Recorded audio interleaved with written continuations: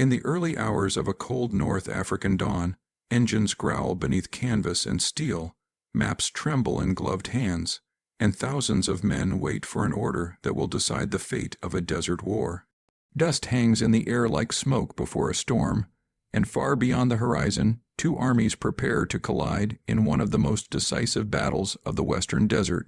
This is not just another clash of tanks and guns, but a turning point where ambition, desperation, and endurance meet under a ruthless sun. What unfolds here will shape the future of North Africa and test legends that history still remembers today. Hello, welcome back to the channel, where forgotten battles come alive through the voices of those who fought them. And today we step into the story of Operation Crusader. By late 1941, the war in North Africa had reached a critical moment. British forces had suffered painful setbacks at the hands of the Afrika Korps, led by the bold and aggressive General Erwin Rommel. Tobruk, a vital port city on the Libyan coast, remained under siege, defended stubbornly by Allied troops who had earned the nickname the Rats of Tobruk. For months they had endured constant bombardment, shortages of supplies, and the psychological strain of isolation. The British command understood that Tobruk could not be left to fall, because its loss would give Axis forces a logistical advantage that could threaten Egypt and the Suez Canal. Operation Crusader was conceived as the bold answer to this danger.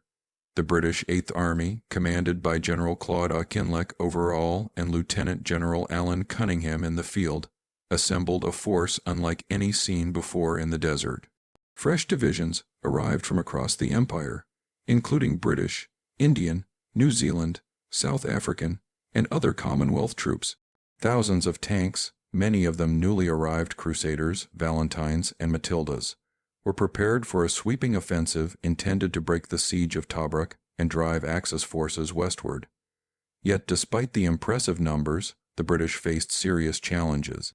Training was uneven, coordination between infantry, armor, and air power was imperfect, and past defeats had left commanders cautious and uncertain. Rommel, meanwhile, believed the British were not yet ready for a large-scale attack. His forces were stretched thin across vast distances, relying on long and vulnerable supply lines from Tripoli. Fuel and ammunition were always in short supply, but Rommel trusted speed, surprise, and aggressive counterattacks to compensate for his weaknesses. He expected to continue the siege of Tobruk while fending off smaller British thrusts, not realizing that a major offensive was already forming in the desert beyond his view. Operation Crusader began on November 18, 1941, as British armored columns surged westward from the Egyptian frontier into Libya. The opening moves were fast, confusing, and chaotic. Tanks clashed across open desert with little cover, engaging at long range while dust clouds obscured friend and foe alike. British commanders hoped their numerical advantage in armor would overwhelm Axis defenses, but early encounters revealed familiar problems. Units became separated, radios failed, and attacks were launched without clear knowledge of enemy positions. Instead of a clean breakthrough, the battle quickly turned into a series of scattered and brutal engagements.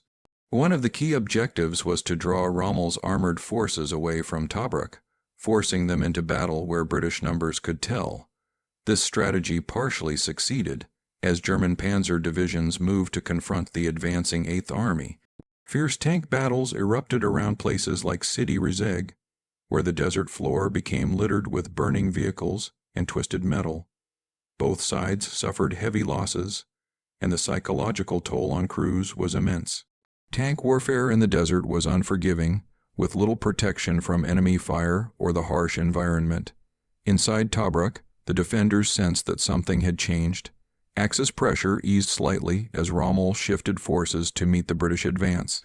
The garrison prepared for a breakout, coordinating with the approaching relief forces. Morale rose, but uncertainty remained. Previous attempts to relieve Tobruk had failed, and many feared that Operation Crusader might follow the same grim path. As days passed, the battle intensified rather than resolved. British armored brigades, though brave and determined, struggled against handled German anti-tank guns and the tactical skill of Axis commanders. Losses mounted on both sides, and confusion reigned across the battlefield. command decisions became increasingly strained, with some British leaders questioning whether the operation could succeed at all. Yet despite setbacks, the offensive continued, driven by the knowledge that withdrawal would mean disaster.